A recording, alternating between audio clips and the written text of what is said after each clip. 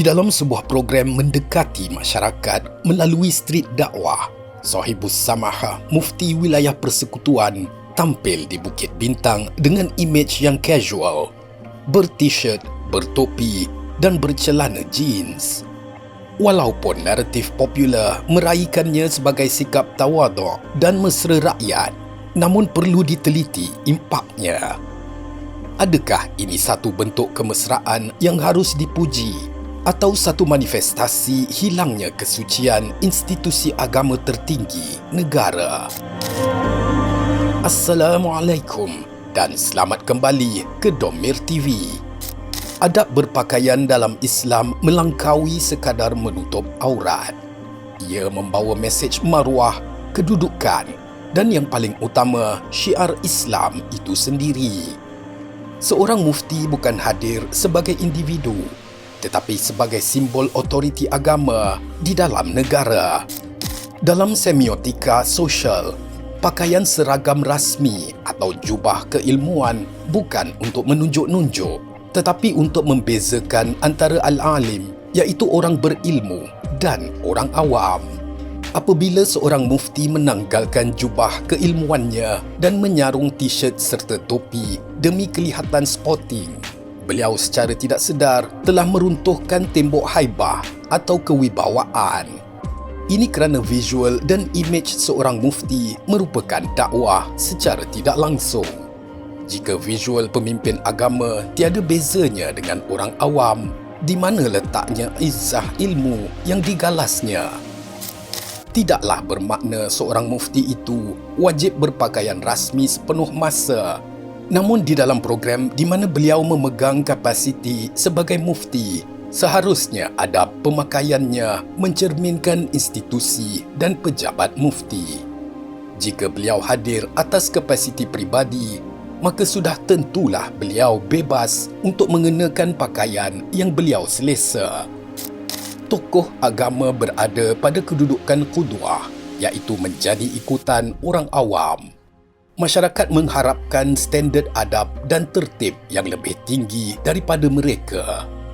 Penampilan yang kemas, sopan dan bercirikan identiti keilmuan Islam sebenarnya tidak menghalang pendekatan mesra. Sebaliknya, ia mengekalkan keseimbangan kritikal antara hikmah dakwah dan maruah jawatan. Tidak dinafikan program dakwah secara terus atau direct seperti program street dakwah di Bukit Bintang ini adalah sangat positif. Ia dapat menonjolkan imej dakwah yang terbuka dan disenangi masyarakat. Malah konsep dakwah jalanan ini sebenarnya telah sekian lama dipraktikkan oleh gerakan Mubalik Kristian sebagai strategi untuk mendekati golongan muda. Justru, tindakan mengadaptasi pendekatan mereka seperti penggunaan elemen muzik sebagai daya penarik mungkin dianggap mampu membuahkan hasil dakwah yang lebih berkesan. Di sebalik isu pakaian dan pendekatan, wujud satu barah yang jauh lebih kronik yang sedang membusuk di dunia zaman ini. Manusia sedang hidup dalam era budaya views atau tontonan, di mana segala-galanya termasuk ibadah dan dakwah mesti dirakam, ditayang dan dijadikan konten demi mengejar views, clout dan reach. Ini adalah satu realiti masa depan yang menakutkan. Kita sedang melangkah ke satu fasa di mana keberkesanan dakwah tidak lagi dinilai melalui keberkatan atau perubahan akhlak yang sebenar. Sebaliknya, ia diadili melalui neraca media sosial. Berapa banyak share? Berapa tinggi engagement? Adakah ia viral? Maka hari demi hari, semakin terhakis nilai dakwah itu sendiri. Kerana daripada mencari keredaan Allah dalam tindakan kita berdakwah, kita sebaliknya membentuk program dakwah itu agar sesuai dengan algoritma media sosial. Fenomena ini membawa kita kepada satu persoalan reflektif yang sangat berat untuk diteliti. Jika hari ini, kayu ukur untuk menilai kejayaan program dakwah atau pemimpin agama adalah berdasarkan keupayaan mereka untuk menjadi viral dan meraih perhatian di alam maya, bagaimanakah rupa kepimpinan Islam pada masa hadapan? Adakah satu hari nanti kriteria pelantikan seorang menteri agama atau mufti tidak lagi berpaksikan kepada ketinggian ilmu, ketajaman akal dan keluhuran adab?